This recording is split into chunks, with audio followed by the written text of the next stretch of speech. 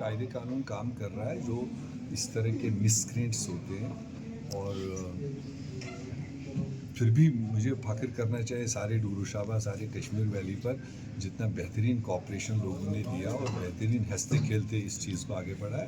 एक आध कोई आदमी होता है और उसने खुद ही अपनी शक्ल सूरत शायद बता भी दी, जिसने खुद मोदी राज को वेलकम किया या 10 साल के राज को वेलकम किया, शायद उसने अपनी पार्टी की इंक्लिनेशन भी दिखा दी। और जिन पार्टियों ने उस स्टेटमेंट को या उस बात को शेयर किया तो वो साफ दिखाई देता रूट कहाँ से। और जब आम कहता था कि ये पार्टी बीजेपी से रुली हुई, तब तो बहुत लोग समझते नहीं थे। अब इसी तरह के शगुफे निकलते हैं कि जिनको ये नहीं दिखाई दे रहा है कि नागहानी ये आफत है, खुदा का रहमत है, और उसके बाद इसको 24 घंटे तो लगते हैं। और फिर जो शख्स ये बोलता है उसको बर्फबारी रुकने के 3 घंटे के अंदर उसके दरवाजे तक गाड़ी पहुंची, उसको अप्रिशिएट करने के बजाय अगर वो मोटिवेटेड कोई इस तरह की बात करता है तो हमारी सेहत पर उससे कोई ज़्यादा फर्क नहीं। सर लास्ट सवाल। तो मैं ऊपर वाले अल्लाह ताला को शुक्रिया अदा करता हूं, क्योंकि कश्मीर तो कंप्लीट ड्रॉट में था।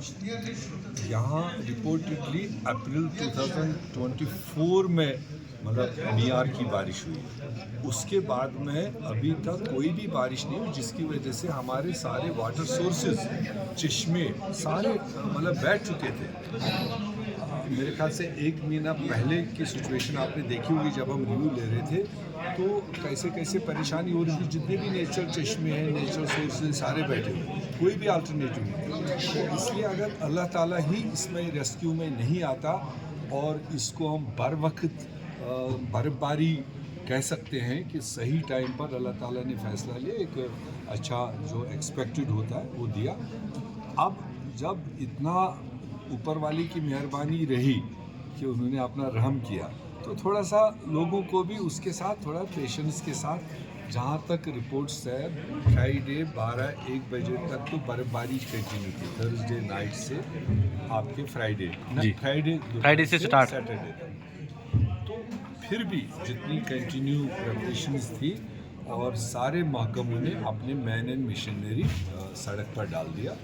और मेरे ख्याल से कल संडे सैटरडे को शुरू किया, संडे 2 बजे तक कोई एक आध लिंक आज के दिन पर बची हुई है जहां लोगों ने खुद रजिस्ट किया है कि हमें डोजर नहीं चाहिए, मशीन चाहिए, वो अभी अनक्लियर्ड है।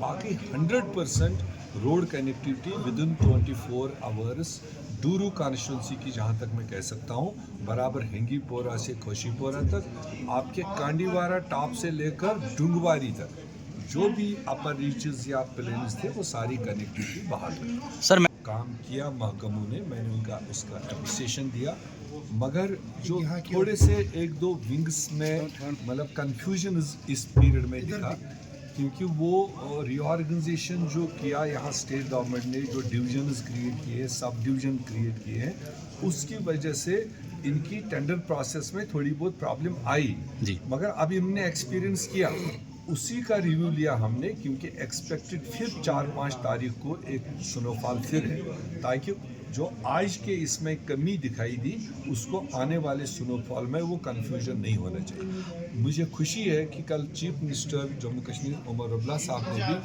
पूरे एसेंशियल डिपार्टमेंट्स का रिव्यू दिया जूम के ज़रिए, और उसमें भी ये बात उठी और डायरेक्शन ये निकली है कि हमें वक्त से पहले क्लियर चाहिए मैकेनिकल डिपार्टमेंट को कौन से रोड्स है और PMGSY कौन से रोड्स क्लियर करेगा, R&B डिपार्टमेंट कौन से रोड्स क्लियर करेगा। वो लिस्ट ऑलमोस्ट मुझे अभी हासिल हुआ है, जिसको हम और भी 2 तारीख तक और भी बेहतर करेंगे। अब मेरे ख्याल से आने वाले उसमें बर्फबारी में ये दिक्कत नहीं होगी। रोड्स मेंशन्ड है और विंग्स क्लियर है और सारी लेंथ भी इनके पास मेंशन है, ताकि हम जोर देकर अभी से कोशिश करेंगे कि आने वाली बर्फबारी से पहले सभी महकमे अपने अपनी जिम्मेदारी। नाविक टनल का नाम बदलने की तजवीज़ जो है कल वजीर आला ने रखी है, स्वर्गीय मनमोहन सिंह के नाम पे इस टनल को रखा जाए, तो क्या कांग्रेस देश का प्रधानमंत्री जो 10 साल देश को सरबराही किया है, तो उनका देहांत हुआ है, और वो भी एक अलग किस्म के प्रधानमंत्री रहे जो स्कॉलर भी रहे और हर फील्ड में वो मतलब नंबर 1 पर रहे हैं, एजुकेशन में वो नंबर, प्लानिंग में रहे, फाइनेंस में रहे, और फिर देश को 10 साल नेतृत्व भी दिया। अब वो दुनिया में नहीं रहे तो लोग उनको अलग अलग तरीके से याद कर रहे हैं। और ऐसे में जो प्रपोजल, जो सजेशन आया है कि नवयुग टनल को मनमोहन सिंह टनल के नाम से कर दिया जाए, मैं उसका समर्थन करता हूं, क्योंकि वो उनकी ही देन थी। वो बेसिकली वो टनल और वो हाईवे सैंक्शन उन्होंने किया था।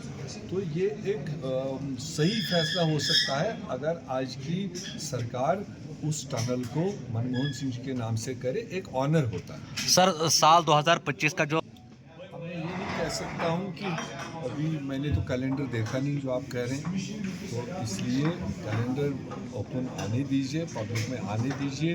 कैलेंडर बनाने वाले कौन है, कैलेंडर को शाया करने वाले कौन है, कौन सा विंग है, उसका कंट्रोल किसका है, लेफ्टिनेंट गवर्नर का है, चीफ मिनिस्टर का है, वो देखना है। क्योंकि कैलेंडर कई किस्म के आते हैं, हर एक विंग अपने अपने हिसाब से करती है। तो वो पहले हम देखें कि किस विंग ने किया है, स्टेट गवर्नमेंट ने किया है, भारत सरकार ने किया है, या भारत सरकार के किसी विंग ने किया है, तो सीधे उस पर अभी मेरी टिप्पणी करना मुनासिब नहीं है।